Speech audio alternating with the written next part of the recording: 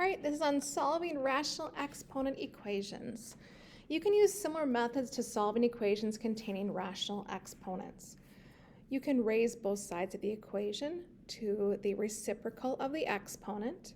You can also rewrite any expression with rational exponents to radical form and then solve like we did with our other radical equations.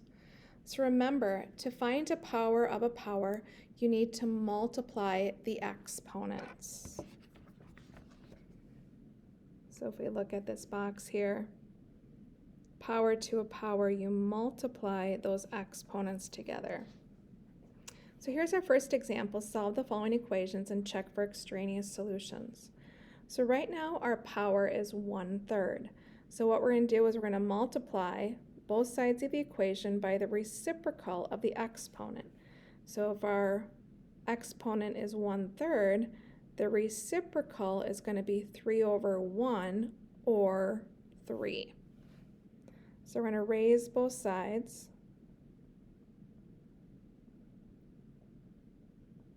to 3. And then what happens is 1/3 times 3, so 1/3 times 3 becomes 3/3, which is 1. So they just cancel out. So now we're left with is 5x plus 7. 1/3 times 3 is just 1. And on the right side, 3 cubed is 27. And now we solve it. So we're going to subtract 7 from both sides. So 5x equals 20. And then divide both sides by 4. So we get x equals 5. Then we want to check it. So we substitute 5 back into the original problem. So 5 times 5 plus 7 raised to the 1/3 power equals 3.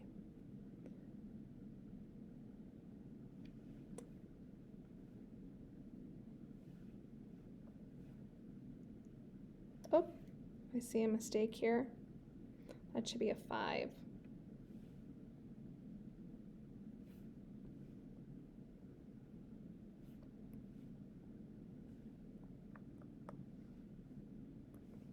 So 5 divided by 5 is 4. Okay, so let's go ahead and check that answer. So 5 times 4 plus 7 raised to the 1/3 power equals 3.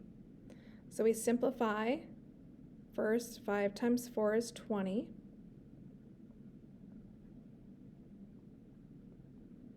Then we again simplify the base, so 20 plus 7 is 27. Then I'm going to change that 27 1/3 power to a radical, so the index is our denominator, so 3. The cubed root of 27 is going to be 3 because 3 cubed. So yes, this answer works. So our answer is x equals 4. All right, here's our second problem. Our denominator now is 1/2, so we want to take and multiply both sides by its reciprocal.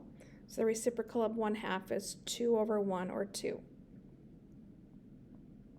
So we raise the left side to the second power.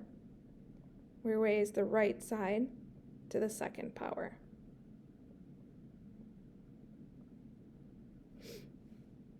And now we're ready to simplify the left side. So 2x times 2x is 4x squared. The powers, when we multiply them, are going to become 1.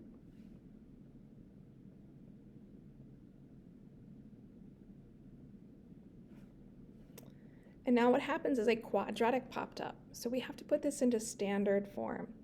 So we're going to bring the minus 4x and the positive 8 to the left. And we're going to factor this. So we're going to take out the greatest common factor, which is 4.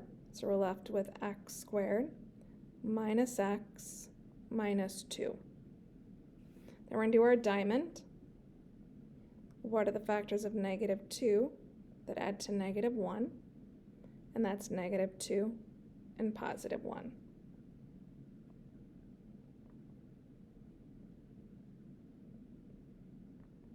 Then we're going to use our zero product property. We're going to set the factors equal to 0 and solve for x.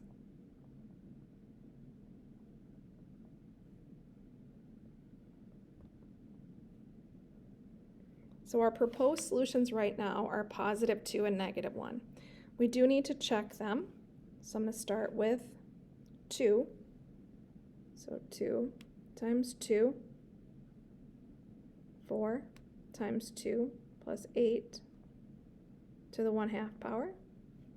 Simplify the left side. So 2 times 2 is 4. 4 times 2 is 8.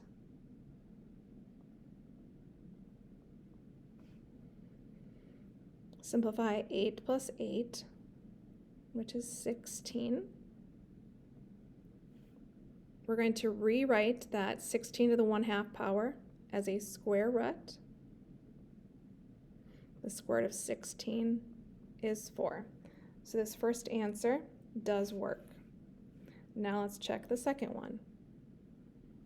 So 2 times negative 1 equals 4 times negative 1 plus 8 equals 1/2. 2 times negative 1 is negative 2. 4 times negative 1, negative 4, plus 8. Simplify the right side. Negative 4 plus 8 is 4. Negative 2. Now square root 4. Negative 2 equals 2. This one does not work. This is considered extraneous. So we will cross that one out because negative 2 does not equal 2.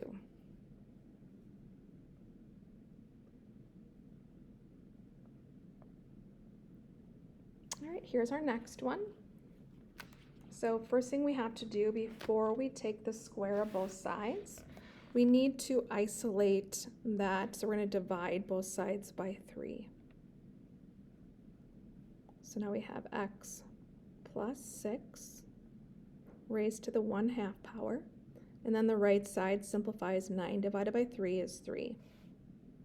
Now we're ready to multiply both sides by that 1/2, which is going to be 2 over 1. So we're going to raise both sides to the 2nd power.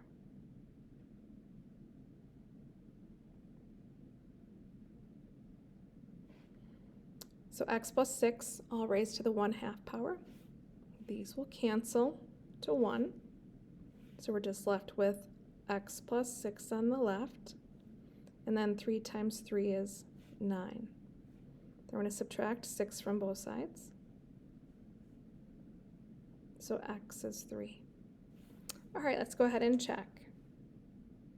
So we substitute 3 back into the original equation. We simplify the grouping, so 3 plus 6 is 9. We're going to rewrite that 9 to the 1/2 power as a radical. That's the square root of 9. The square root of 9 is 3.